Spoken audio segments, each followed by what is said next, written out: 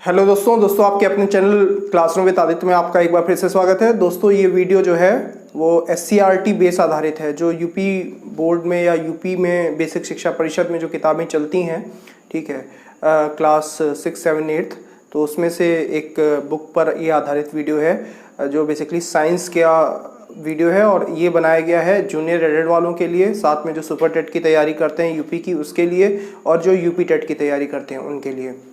Video दोस्तों start करेंगे, लेकिन उससे पहले आपसे एक रिक्वेस्ट है, अगर आपने हमारे चैनल को अब तक लाइक, सब्सक्राइब और शेयर नहीं किया तो ऐसा जरूर करें, और राइट साइड का बेल आइकन जरूर प्रेस करें ताकि नए वीडियो अपलोड होने पे नोटिफिकेशन मिल जाए आपको दोस्तों। तो दोस्तों चलिए वीडियो स्टार्ट करते हैं। देखिए दोस्तों, इसमें जो पहला टॉपिक है आपके अपने चैनल में, वो है पदार्थों का पृथक्करण। ठीक है, पदार्थों के पृथक्करण में पहला पॉइंट क्या कह रहा है? पहला पॉइंट कह रहा है कि मिश्रण वे पदार्थ होते हैं जिनमें दो या दो से अधिक पदार्थ किसी भी अनुपात में मिले होते हैं। तो मिश्रण क्या होते हैं? मिक्सचर्स क्या होते हैं? मिक्सचर्स वो पदार्थ होते हैं, वो सब्सटेंस होते हैं जिनमें कोई भी पदार्थ, दो या दो से ज़्यादा पदार्थ किसी भी रेशियो में मिला दिए जाते हैं, उनको मिक्सचर कहा जाता है। ठीक है, याद रखिएगा, किसी भी रेशियो में मिला दिए जाते हैं तो उनको मिक्सचर कहते हैं। ठीक है, कोई भी पदार्थ दो या दो से ज़्यादा पदार्थ किसी भी रेशियो में मिलाए जाते हैं तो मिक्सचर कहलाते हैं। ठीक, याद रखिएगा। एग्जाम्पल क्या है मिक्सचर का? एग्जाम्पल देख लीजिए मिक्सचर का। वायु, दूध, समुद्री जल, सोडा वाटर, आइसक्रीम, ये सब जो है मिक्सचर का यानी कि मिश्रण का उदाहरण है। ठीक है, तो मिक्सचर का एग्जाम्पल क्या क्या हो गया आपका? वायु हो गया, दूध हो गया, समुद्री जल हो गया, सोडा वाटर हो गया, आइसक्रीम हो गया, ये सब मिक्सचर का यानी कि मिश्रण का उदाहरण है। फिर उसके बाद में देखिए अगला पॉइंट दोस्तों क्या कह रहा है? अगला पॉइंट कह रहा है कि वायु के अवयव क्या क्या होते हैं। तो वायु मिश्रण है, याद रखिएगा। वायु जो होता है, एयर जो होती है, वो बहुत सारे गैसेस का मिक्सचर होती है। ठीक, तो इसमें कौन कौन से अवयव, इसके कौन कौन से कंपोनेंट्स हैं? तो ऑक्सीजन होता है, नाइट्रोजन होता है, कार्बन डाइऑक्साइड होता है। इसमें डाई लिख गया है, इसको डाई पढ़िएगा। ठीक है, कार्बन डाइऑक्साइड होता है और वाटर वेपर यानी कि जल वाष्प होती है। तो मिक्सचर है एयर, याद रखिएगा, मिक्सचर है, ऑक्सीजन है, नाइट्रोजन है, कार्बन डाइऑक्साइड है और वाटर वेपर का मिक्सचर होती है एयर। ठीक, अगला पॉइंट देखिए दोस्तों क्या कह रहा है? अगला पॉइंट कह रहा है समुद्री जल के अवयव क्या क्या होते हैं। तो समुद्री जल के अवयव यानी कि कंपोनेंट्स क्या होते हैं? समुद्री जल के अवयव जो होते हैं वो आपका वाटर होता है और विभिन्न प्रकार के लवण यानी कि साल्ट होता है। देखिए, जो समुद्री जल होता है उसमें सबसे ज्यादा मिलता है सोडियम क्लोराइड, NaCl मिलता है। ठीक है, और दूसरे नंबर पे जो परसेंटेज होता है वो मैग्नीशियम क्लोराइड MgCl2 का होता है। ठीक है, पहले नंबर पे सबसे ज्यादा समुद्री जल में नमक मिलता है, सोडियम क्लोराइड मिलता है, दूसरे नंबर पे मैग्नीशियम क्लोराइड मिलता है। ठीक, ये भी याद रखिएगा।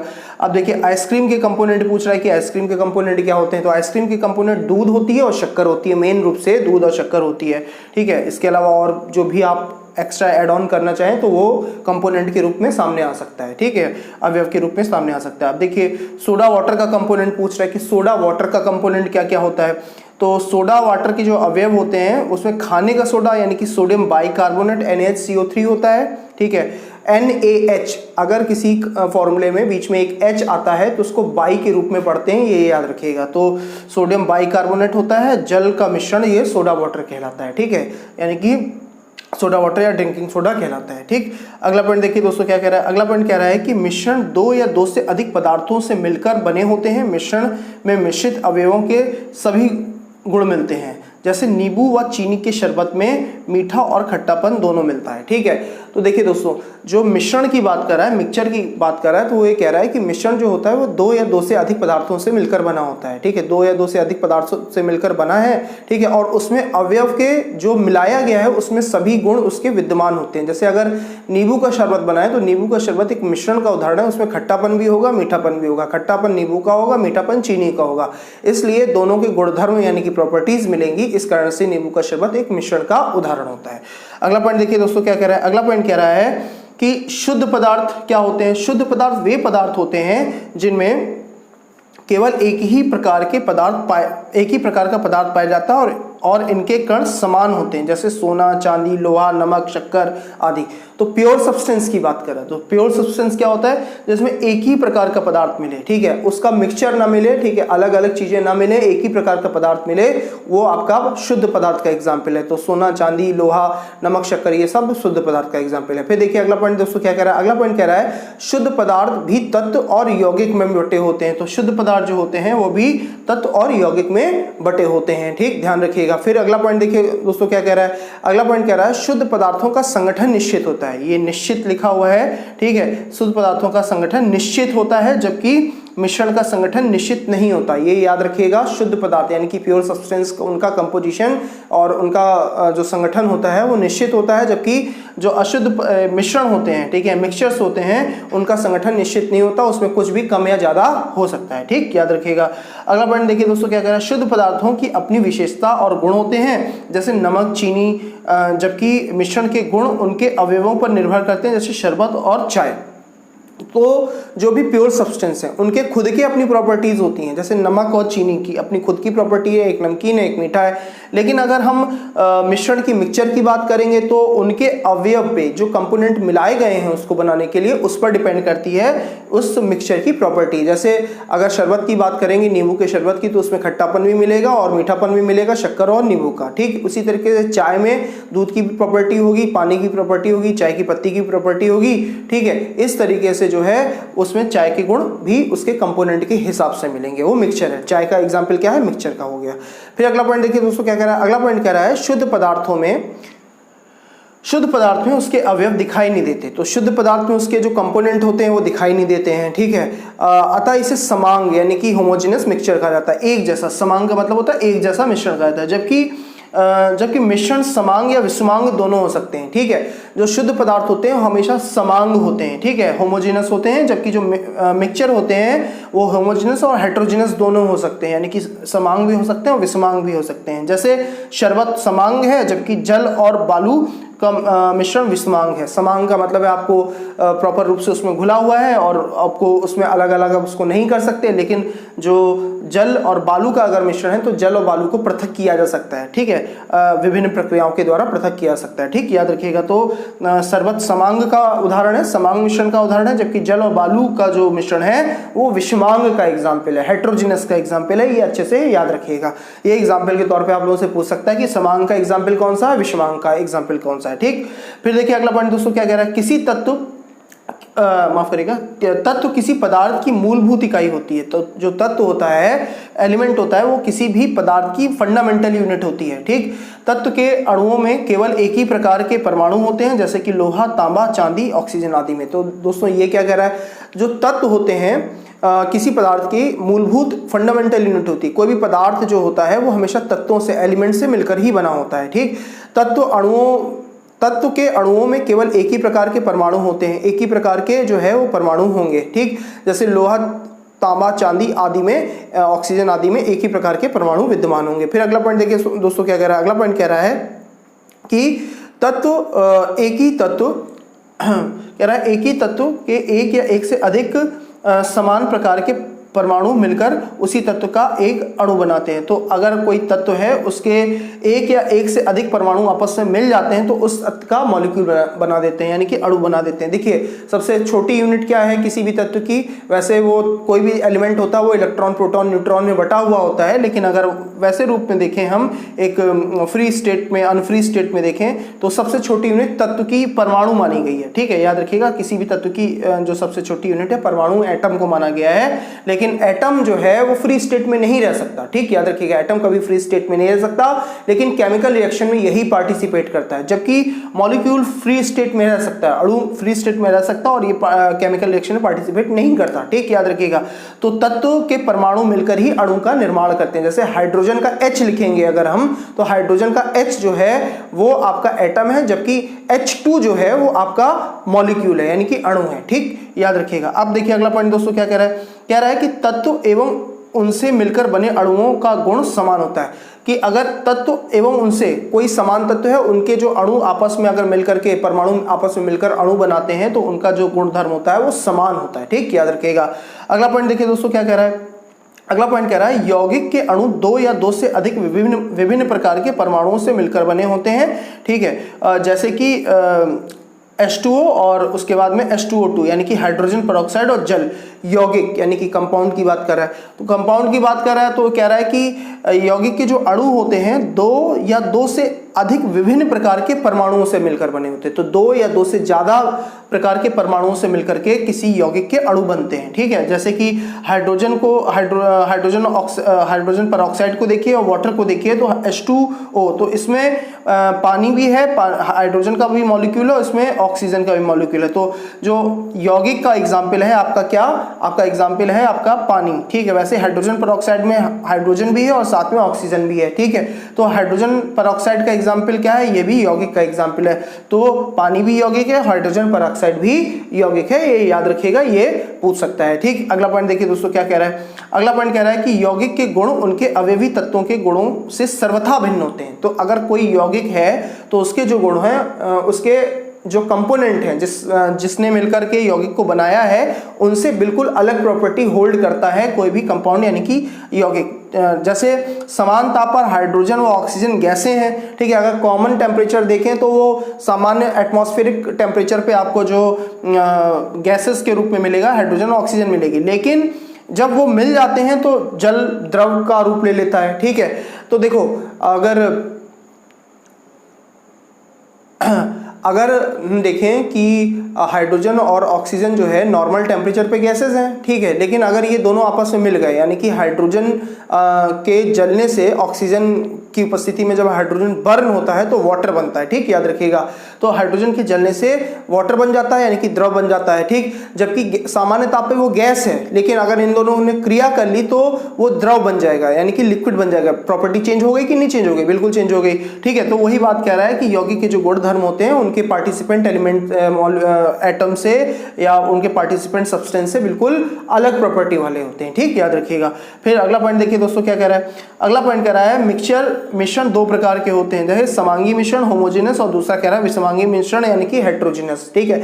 होमोजेनस की बात कर रहा हूं, हेट्रोजेनस मिश्रण की बात कर रहा है। अब देखिए समांगी मिश्रण की बात करेंगे तो समांगी मिश्रण क्या होता है। समांगी मिश्रण ऐसे मिश्रण होते हैं जिसमें 2 या 2 से अधिक अवयव उपस्थित होते हैं और लेकिन इन्हें अलग अलग नहीं देखा जा सकता, ठीक है। इसमें मिश्रण के सभी अवयव समान रूप से वितरित होते हैं, जैसे शक्कर और पानी का घोल।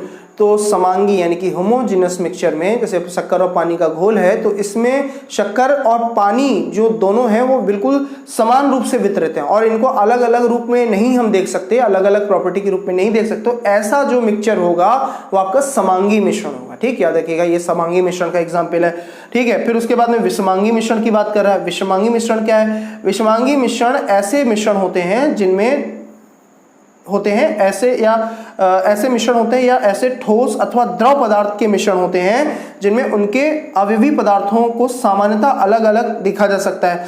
ऐसे मिश्रण में सभी घटक समान रूप से वितरित नहीं होते हैं, जैसे बालू और लोहे के छीलन का मिश्रण। तो बालू और लोहे के छीलन के अगर मिश्रण की बात करेंगे तो वो विषमांगी यानी कि हेट्रोजेनस मिक्सचर का एग्जाम्पल है, ठीक है। तो हेट्रोजेनस मिक्सचर का एग्जाम्पल है। तो ऐसे मिश्रण क्या है जिनके अवयव समान रूप से वितरित नहीं होते हैं वो विषमांगी मिश्रण होते हैं, ठीक है। और इनको अलग अलग हम देख सकते हैं, अलग अलग पृथक भी कर सकते हैं, ठीक है। फिर इसके बाद में देखिए अगला पॉइंट क्या कह रहा है। मिश्रण के अवयव या घटक किसी भी अनुपात में मिले होते हैं। तो मिश्रण के जो अवयव या घटक होते हैं वो किसी भी अनुपात में मिले होते हैं। जैसे पहला तो मिश्रण का प्रॉपर्टी, ये मिश्रण की प्रॉपर्टी की अगर हम बात करेंगे तो 2-3 चीजें मिश्रण की प्रॉपर्टी के विषय में याद रखिएगा। तो पहला पॉइंट क्या कह रहा है। पहला पॉइंट कह रहा है कि मिश्रण के अवयव या घटक किसी भी अनुपात में मिले होते हैं। तो पहला प्रॉपर्टी ये मिश्रण की। फिर दूसरी प्रॉपर्टी क्या है मिश्रण की, ये कह रहा है कि मिश्रण के घटकों में अपने गुण होते हैं। मिश्रण के जो घटक होते हैं उनमें अपने गुण होते हैं, ठीक है, कंपोनेंट में अपने गुण होते हैं। फिर तीसरा प्रॉपर्टी क्या कह रहा है, मिश्रण से उनके घटकों को पृथक कर सकते हैं। ये सारे लक्षण मिश्रण के हैं, ठीक है। तो मिश्रण के लक्षण क्या क्या हो गए। पहला, मिश्रण के अवयव या घटक किसी भी अनुपात में मिले होते हैं, उनके रेशियो कुछ भी हो सकता है। दूसरा, मिश्रण के घटकों को अपने गुण धर्म होते हैं, ठीक, वो भी याद रखिएगा। तीसरा, मिश्रण के घटकों को पृथक कर सकते हैं, इनके जो कंपोनेंट है इनको अलग अलग किया सकता है। ये सब किसके लक्षण है, मिश्रण के लक्षण है। फिर उसके बाद में देखिए अगला पॉइंट दोस्तों क्या कह रहा है। अगला पॉइंट कह रहा है कि मिश्रण से शुद्ध वस्तु प्राप्त करना और एवं अवांछनीय अनुपयोगी और हानिकारक अवयवों को दूर करना आवश्यक है। अशुद्धियों को दूर करने की यह विधि पृथक्करण कहलाती है। अब पृथक्करण की बात करने लगा। पृथक्करण क्या है, किसी भी मिश्रण में से शुद्ध वस्तु लेना, ठीक है, प्राप्त करना, और अवांछनीय और अनुपयोगी वस्तुओं और हानिकारक अवयवों को दूर कर देना, ये बहुत आवश्यक होता है किसी भी मिश्रण से। ठीक है, तो अशुद्धियों को जो दूर करने की ये विधि जो होती है, इसी को हम पृथक्करण कहते हैं, सेपरेशन कहते हैं। ठीक है, याद रखिएगा। फिर अगला पॉइंट देखिए दोस्तों, क्या कह रहा है, अगला पॉइंट कह रहा है मिश्रण से उनके अवयवों को पृथक करने की क्रिया ही पृथक्करण है। तो मिश्रणों से उनके अवयवों को, विशेष रूप से अशुद्धियों को दूर करने की जो पृथक क्रिया है, वही आपकी क्या कहलाती है, पृथक्करण कहलाती है। अब देखिए अगला पॉइंट दोस्तों क्या कह रहा है, अगला पॉइंट कह रहा है कि पृथक्करण की प्रक्रिया में मिश्रण के एक घटक के उस गुण का उपयोग करते हैं जो दूसरे घटक में नहीं होते। तो अगर हम पृथक्करण करते हैं तो कैसे करेंगे, ठीक है, तो हम एक कंपोनेंट का एक गुण ले लेते हैं, तो वो गुण दूसरे कंपोनेंट में नहीं होना चाहिए उसके। ठीक है, तो उसी को आधार बनाते हुए हम पृथक्करण की प्रक्रिया को अपना सकते हैं। ठीक, याद रखिएगा।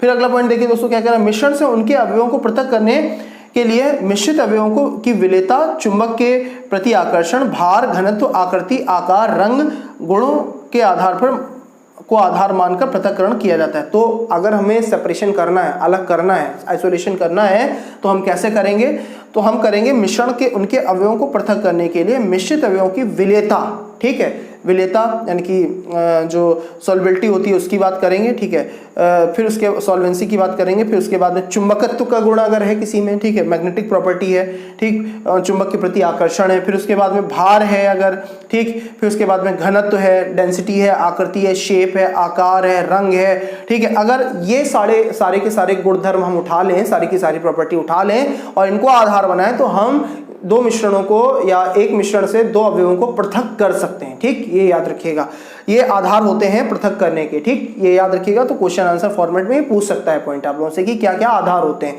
फिर अगला पॉइंट देखिए दोस्तों क्या कह रहा है, पृथक्करण के निम्न प्रकार होते हैं। पृथक्करण कैसे होंगे, वो किस किस प्रकार का होता है, तो अब उसकी बात कर रहा है। जैसे ठोस पदार्थों को ठोस से पृथक करना, फिर है अघुलनशील ठोस पदार्थों को द्रव से पृथक करना, फिर घुलनशील ठोस पदार्थों को द्रव से पृथक करना। तो तीन इसमें प्रॉपर्टी बता रहा है, चौथी प्रॉपर्टी अभी भी है, तो पहले तीन की बात करेंगे। ठोस पदार्थों को ठोस से पृथक करना, अगर दो ठोस का मिश्रण है तो ठोस से ठोस को कैसे अलग करेंगे। अघुलनशील ठोस है पदार्थों को द्रव से पृथक करना, अगर कोई ठोस अघुलनशील है किसी द्रव में तो उसको उससे अलग कर देना द्रव से। फिर उसके बाद में घुलनशील ठोस पदार्थ को द्रव से अलग कर देना, कोई ठोस घुलनशील है किसी द्रव में तो उसको अलग कर देना। चौथी जो प्रॉपर्टी है वो है दो अमिश्रणीय द्रव को पृथक करना, दो नॉन मिक्सचर प्रॉपर्टी वाले जो लिक्विड्स हैं उनको सेपरेट करना भी आपका ये चौथी प्रॉपर्टी है। तो चार तरीके से सेपरेशन हो सकता है। ठीक, यहाँ पे ये बात बता रहा है। ठीक है, अब देखिए अगला पॉइंट क्या कह रहा है, ठोस पदार्थों को ठोस से पृथक करने के लिए निम्न विधियां अपनाई जाती हैं। कौन कौन सी विधियां अपनाई जाती हैं, देखिए पहला पॉइंट है फटकना और ओसना। ठीक है, विनोइंग कहते हैं इंग्लिश में इसको। ठीक है, थ्रेसिंग होती है, फिर चौथा है, तीसरा है बीनना यानी कि हैंड पिकिंग होती है, और चौथा है चालना यानी कि सीविंग होती है। ठीक है, फिर उसके बाद में देखिए ये पूछेगा कि ठोस पदार्थों को पृथक करने के लिए कौन कौन सी विधियां अपनाई जाती हैं। तो फटकना है, ठीक है, और ओसना है यानी कि विनोइंग करना है, थ्रेसिंग करना हो गया, बीनना हो गया, चालना हो गया। ये जो है ये प्रोसेस है कि ठोस पदार्थों को कैसे अलग कर सकते हैं। ठीक है, फिर अगला पॉइंट देखिए दोस्तों क्या कह रहा है, अनाज में मिली हल्की अशुद्धियों को या हल्के ठोस घटकों को उनके भारी ठोस घटकों से अलग करने के लिए उनको फटका जाता है। ठीक है, यह क्रिया फटकना कहलाती है, जैसे गेहूं या चावल से सूप द्वारा भूसी को पृथक करना। तो देखिए अगर अनाज में हल्की अशुद्धियां मिली हुई हैं, ठीक है, और उन हल्के ठोस घटकों को उनके भारी ठोस घटकों से जो अलग करने की प्रक्रिया है, इस कारण से उनको फटका जाता है। ठीक है, हल्के ठोस घटकों से भारी ठोस घटकों को अलग करने के लिए फटकना किया जाता है। ठीक है, उसको फटका जाता है, यह क्रिया फटकना कहलाती है, जैसे गेहूं और चावल से सूप के द्वारा उसकी भूसी को अलग कर देना। ठीक है, याद रखिएगा। फिर अगला पॉइंट देखिए दोस्तों क्या कह रहा है, अगला पॉइंट कह रहा है हवा द्वारा हल्के ठोस घटकों से भारी ठोस घटकों को पृथक करना ओसना है। तो ओसना क्या है कि हवा के द्वारा हल्के ठोस घटकों से भारी ठोस घटकों को अलग करना क्या कहलाती है, ओसाना कहलाती है, ओसना कहलाती है। जैसे खेत में गेहूं के से भूसे को अलग करना, तो हवा या पंखे के माध्यम से या हवा के माध्यम से गेहूं से भूसे को अलग कर दिया जाता है, तो हल्के ठोस घटकों को अलग करना ओसना कहलाता है। ठीक है, याद रखिएगा। अब देखिए क्या कह रहा है अगला पॉइंट, अन्न कणों को पके हुए पौधों से अलग करने की प्रक्रिया को थ्रेसिंग कहते हैं। तो अन्न कण पक गए पौधे में, अब उनको पौधों से अलग करने की जो प्रक्रिया उसी को हम थ्रेसिंग कहते हैं। ठीक है, याद रखिएगा। दोनों को अलग करने के लिए या तो उन्हें खेत में पत्थर में पीटा जाता है या फिर उन्हें थ्रेसिंग मशीन के द्वारा अलग किया था। तो एक ट्रेडिशनल तरीका है पत्थर पे पीट करके अलग करना और दूसरा है थ्रेसिंग मशीन के द्वारा अलग करना जो शीघ्र हो जाता है। ठीक, याद रखिएगा। अब देखिए अगला पॉइंट दोस्तों क्या कह रहा है, महीन या मोटे कणों को अलग अलग आकृति के छिद्र वाले चलने या छनने से पृथक करने की प्रक्रिया को चालना कहते हैं। तो चालना, देखिए दोस्तों इसमें अगला पॉइंट क्या है, अगला पॉइंट कह रहा है कि घुलनशील ठोस पदार्थों को द्रव से पृथक करने के लिए तलछटीकरण और निथारना किया जाता है। तो जो भी घुलनशील ठोस पदार्थ हैं, ठीक है, सॉरी माफ करिएगा, अघुलनशील ठोस पदार्थ हैं, ठीक है, यानी कि नॉन सॉल्युबल है वाटर में, ठीक है, उनको पृथक करने के लिए 2-3 चीजें अपनाई जाती हैं। पहली चीज तलछटीकरण और निथारना, इसको कहते हैं सेडिमेंटेशन एंड डिक्नेशन, ठीक है। तो ये चीज हो गई, तलछटीकरण हो गया, निथारना हो गया, फिर छानना हो गया, फिल्ट्रेशन हो गया, अपकेंद्रण हो गया, सेंट्रीफ्यूगेशन हो गया, ठीक है। ये प्रक्रियाएं अपनाई जाती हैं, ठीक, याद रखिएगा, जो पदार्थ अघुलनशील हैं किसमें, वाटर में, ठीक। फिर अगला पॉइंट देखिए दोस्तों क्या कह रहा है, अगला पॉइंट कह रहा है तलछटीकरण अथवा निथारने की क्रिया द्वारा ठोस या द्रव के उन्हीं मिश्रणों को अलग कर सकते हैं जो द्रव में अघुलनशील हों तथा भारी होने के कारण से उसकी पेंदी पर बैठ जाते हों, ठीक है। अविलेय ठोस पदार्थों के लिए पेंदी में बैठने को तलछटीकरण कहते हैं या अवसादन कहते हैं। जैसे बालू और पानी के मिश्रण में बालू कुछ समय के बाद में नीचे बैठ जाती है। देखिए ये क्या कह रहा है कि जो तलछटीकरण है यानी कि सेडिमेंटेशन है, उनमें उन्हीं पदार्थों को हम अलग कर सकते हैं पानी से या किसी भी द्रव से जो कि भारी होते हैं और ठोस होते हैं और कुछ समय के बाद में वो बैठ जाते हैं, तल पर बैठ जाते हैं, ठीक है। ये याद रखिएगा। जैसे पानी और बालू का जो घोल है उसमें अगर पानी और बालू को मिक्स कर दें तो कुछ समय के बाद में बालू तल पे बैठ जाएगी क्योंकि वो भारी होती है। जैसे कभी कभी पानी में मिट्टी आने लगती है तो कुछ समय बाद उसको ऐसे ही रख देते हैं तो वो मिट्टी नीचे की तरफ नीचे बैठ जाती है क्योंकि मिट्टी पानी की अपेक्षा भारी होती है, ठीक, ये याद रखिएगा। तो ऐसे पदार्थों को तलछटीकरण प्रक्रिया के द्वारा, यानी कि सेडिमेंटेशन के द्वारा अलग किया जा सकता है, ठीक, यही बात कह रहा है इसमें। फिर अगला पॉइंट देखिए दोस्तों क्या कह रहा है कि छानना पत्र यानी कि फिल्टर पेपर, सोखता पत्र भी कहते हैं इसे, या किसी अन्य प्रकार के छानना पत्र के द्वारा छोटे छोटे कणों को अलग कर सकते हैं। कणों को किसी द्रव से अलग करने को छानना कहा जाता है। तो छानना क्या है, छानने का मतलब है कि फिल्टर पेपर के द्वारा किसी भी छन्ने पत्र के द्वारा छोटे कणों को द्रव से अलग करने की प्रक्रिया को छानना कहते हैं, ठीक, याद रखिएगा। जैसे जूस से गूदे व बीज को अलग करना, छानने का चयन मिश्रण के कणों के आकार के अनुसार करते हैं। तो कैसे छन्ना जो होता है, ठीक है, जो फिल्टर पेपर होता है उसका इस्तेमाल कैसे करेंगे, जैसा भी मिश्रण है उसके कणों के अवयव हैं। फिर अगला पॉइंट देखिए दोस्तों क्या कह रहा है, किसी केंद्र के से बाहर की ओर लगने वाले बल को अपकेंद्रण बल यानी कि सेंट्रीपिटल फोर्स कहा जाता है, ठीक है। और इस प्रभाव को अपकेंद्रण कहा जाता है। जैसे दूध को मथ कर या फेंट कर या बिलो कर क्रीम अलग करना या दही से मक्खन निकाल कर अलग करना, ठीक है। इस प्रक्रिया में दूध के भारी कण तली की ओर चले जाते हैं और हल्के कण यानी कि क्रीम या मक्खन जो होता है वर्तन के ऊपर आ जाता है, ठीक है। ये पृथक्करण कर लेता है, ठीक है। तो भारी कण हैं और हल्के कण हैं, उनको सेंट्रीपिटल फोर्स के थ्रू अपकेंद्रण बल के द्वारा पृथक किया जा सकता है, जैसे दूध और क्रीम को, ठीक, याद रखिएगा। अगला पॉइंट देखिए दोस्तों क्या कह रहा है, अगला पॉइंट कह रहा है कि घुलनशील ठोस पदार्थों को द्रव से पृथक करने के लिए वाष्पन का प्रयोग करते हैं। अगर कोई घुलनशील ठोस पदार्थ है तो उसको पृथक करने के लिए वाष्पन का प्रयोग करते हैं। इसके अंतर्गत वाष्पन विधि, आसवन विधि और क्रिस्टलीकरण आता है, ठीक, याद रखिएगा। तो घुलनशील ठोस पदार्थों को द्रव से पृथक करने के लिए उसका वाष्पीकरण किया जाता है। इसके अंतर्गत ये निम्न चीजें आती हैं, वाष्पन विधि आती है, आसवन विधि आती है और क्रिस्टलाइजेशन आता है, क्रिस्टलीकरण आता है। फिर अगला पॉइंट देखिए दोस्तों क्या कह रहा है, किसी द्रव का वाष्पन में परिवर्तित होना वाष्पन कहलाता है और यह क्रिया वाष्पीकरण यानी कि वाष्पीकरण कहलाती है। वाष्पीकरण प्रत्येक ताप पर होता है और निरंतर होता रहता है। समुद्र से नमक इसी विधि से प्राप्त होता है। देखिए किसी भी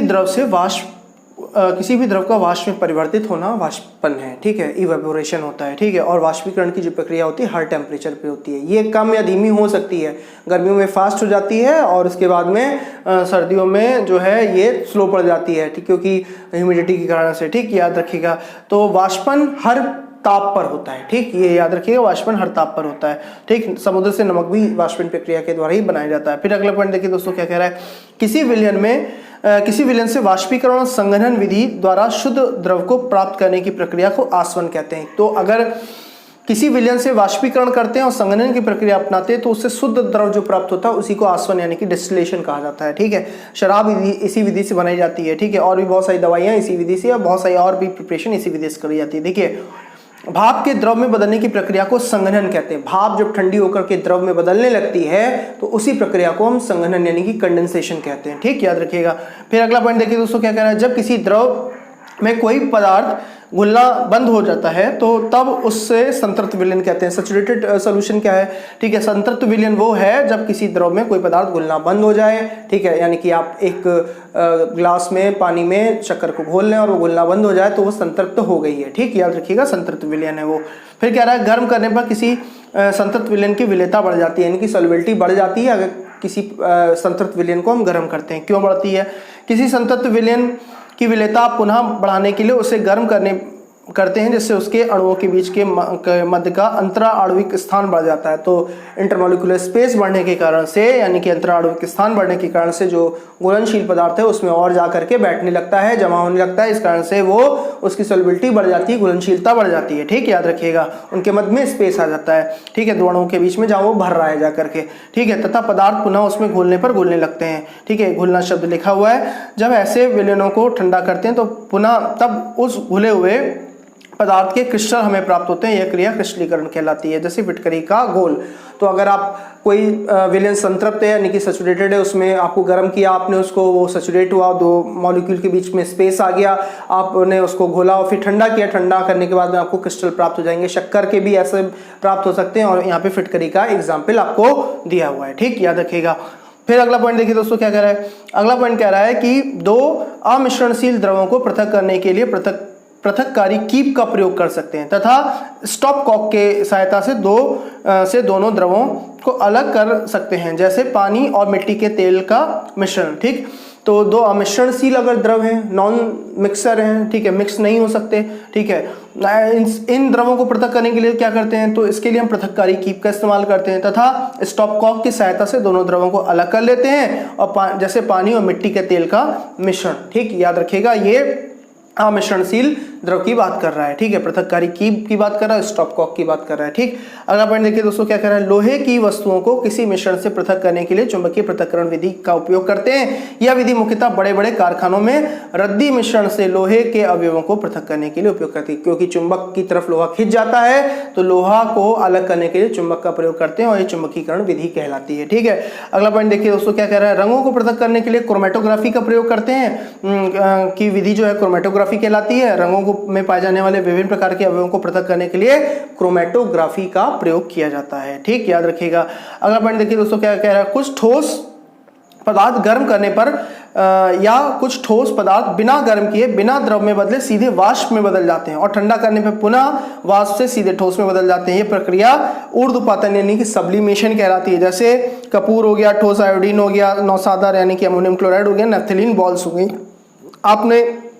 आपने देखा होगा कि कुछ पदार्थ होते हैं जिनको गर्म करने पर या बिना गर्म किए वो सीधे जो है वो आपका ठोस से सीधे गैस में बदलते हैं, तो ये प्रक्रिया सब्लिमेशन कहलाती है। ठीक है, और आप जब उसको पुनः ठंडा कर लेते हैं तो वो प्रक्रिया क्या होती है? आपको पुनः जो है उस रूप में वो चीज़ मिल भी सकती है। ठीक है, ठंडा करने पर पुनः उसे सीधे ठोस में बदल सकते हैं, तो ये प्रक्रिया सब्लिमेशन है। ठीक, तो कपूर, ठोस आयोडीन और नौसादार और नैफ्थलीन बॉल्स, जो बॉल्स रखी जाती हैं कपड़ों में कीड़ों को बचाने के लिए और टॉयलेट में डाली जाती हैं, ठीक है, यूरेनल में डाली जाती है, नैफ्थलीन बॉल्स हैं। ठीक है, तो ये सारे के सारे डायरेक्ट वेपर बन के उड़ जाते हैं एटमॉस्फेयर में। ठीक, ये सामान्य रूप से फिजिक्स क्या कहती है कि सॉलिड को गर्म करोगे लिक्विड आएगा, लिक्विड को गर्म करोगे तो गैस आएगी। लेकिन कुछ सब्सटेंस ऐसे हैं जिनको गर्म करने पर या बिना गर्म किए वो सीधे वेपर के फॉर्म में आ जाते हैं सॉलिड से, तो ये जो प्रोसेस है यही सब्लिमेशन कहलाता है। तो दोस्तों इस वीडियो में इतना ही है। नेक्स्ट वीडियो में नए टॉपिक के साथ में फिर मिलते हैं। तब तक के हमारे चैनल को देखते रहिए, लाइक, सब्सक्राइब, शेयर करना ना भूलिएगा। Thank you.